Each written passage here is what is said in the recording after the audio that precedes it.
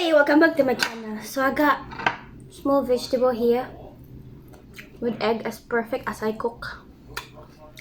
And this is the ribs from yesterday. Chicken ribs. And then I got rice in there. I got chorizo.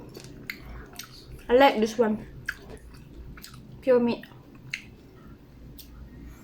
So good.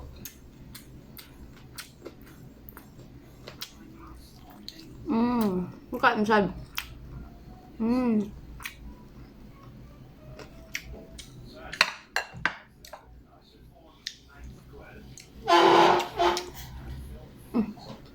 yum. Just then, Captain Ji Song walks in and says, "Can't you ever listen? I told you to wait outside." Turns out that he's the mastermind. He's dissatisfied with the regime and wants to pull off this heist and then disappear. Chio Ryong is about to attack when Ji Song pulls his fiancée into the middle, using her as a human shield. Let's see what you dare to do. Seeing that Ji Song has a hostage, Chio Ryong immediately lowers his weapon and surrenders. As he's about to make a move, Black Leopard throws a grenade at all the hostages. Planning to kill them all, Chio Ryong covers his lover and shields her, taking a heavy blow.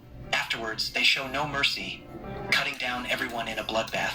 Chio Ryong desperately tries to beg them to spare Mina, but the captain shows no pity and shoots her. Watching his love die right before his eyes, Chio Ryong is heartbroken and tries to attack, but the captain shoots him in the shoulder. He approaches, intending to bury them together, but luckily, his gun is out of ammo.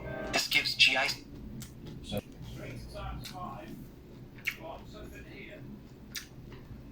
Song an idea. He doesn't want Chio Ryong to die, but to live and tell the nation that this printing plate is the blood debt we must collect. With that, Ji Song and his men immediately head overseas to sell the plate and make a fortune. Receiving this news, the Minister of National Defense is furious. This printing plate took North Korea 20 years to create and is a strategic weapon for the nation. With it, even the US wouldn't be a match. Seeing that Chio Ryong is the only survivor, he suspects that he's an accomplice of Ji Song. However, there's no evidence, and Chio Ryong insists that Ji Song is a traitor. "I am willing to sacrifice myself for my country, but before I do, please give me a chance to avenge my fiancée and my comrades." These words move the minister, and he agrees to help Chio Ryong. Even more heartbreaking, he discovers what Mina wanted to say. They were expecting a baby. This cuts his heart like a knife. He vows not to rest until he avenges them. Quickly, the intelligence team finds that the mastermind behind everything is Colonel Ji Song, the security team leader of the army. Turns out, 10 years ago, he was caught gambling and was punished by being assigned to transit. The minister immediately makes a plan. He says, "We will organize a defense meeting between North and South Korea and, taking the opportunity, send Chio Ryong to apprehend the traitors and retrieve the printing plate." At the same time, in the streets of Seoul, a police officer named Jin Tae is running, sweating profusely, to chase down a criminal who is illegally trafficking in building materials.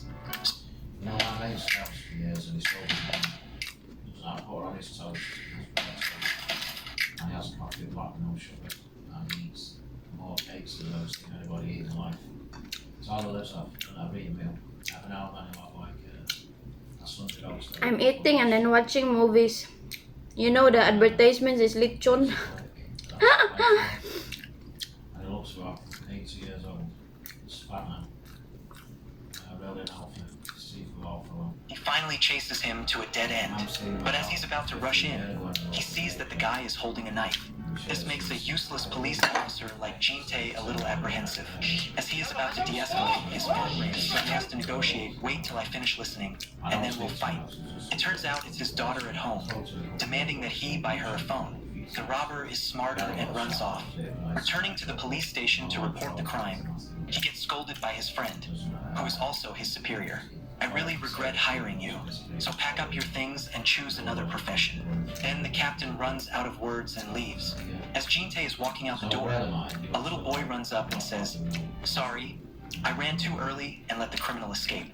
"Forget it, I'm getting fired anyway," he says. But in reality, Jin is very sad because he is the only source of income in the family. Besides a wife who constantly nags, he also has a sister-in-law named Min Young who is always bothering him to borrow money. There's also his daughter who needs him to buy her a phone to take online classes. Jin his things to leave the police station when his friend, his superior, stops him and says, "Nothing is more important than friendship. I didn't want you to be disciplined, so I struggled and asked the chief to give you one more chance. That is, to work with a North Korean special agent to catch wanted criminals. Not only will this save his job, but it's also a path to promotion."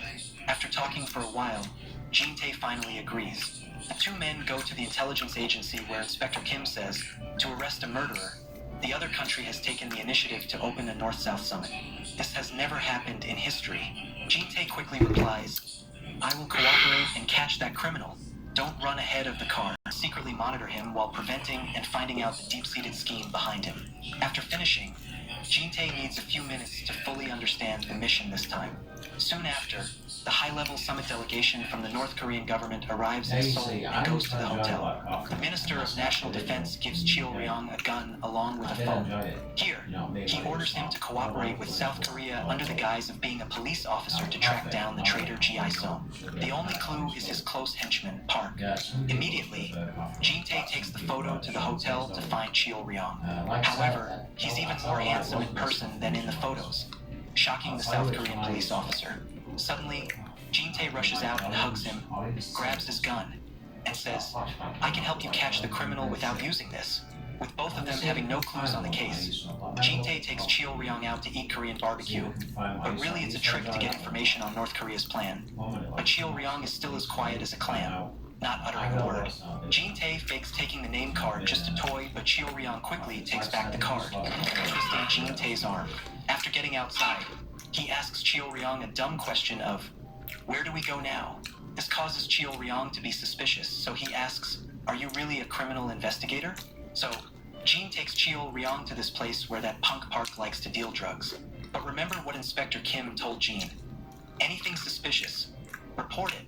Jin, true to form, is just barreling into every trap possible. Cheo Ryong is like, "Hold up, something's not right," and they start arguing. Jin jumps out of the car, ready to beat some sense into the young North Korean. But Cheo Ryong flips the script.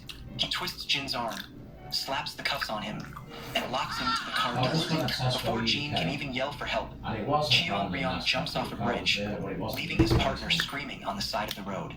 Next thing we know, Cheo Ryong's flagged down a taxi and is headed to a building to grab Park. But get this, Jin Tae is already there. Jin's like, "We need to work together," but Cheo Ryong spots a shady character lurking nearby. Before Jin can react, he sees Park. That guy is trying to take off, so it's time for him to chase after. It's a full-blown foot chase. Cheo Ryong gives chase, but he's too late. Park has already fled. Not wanting to lose him, Cheo Ryong hails another taxi and continues the pursuit. Turns out, after ditching his boss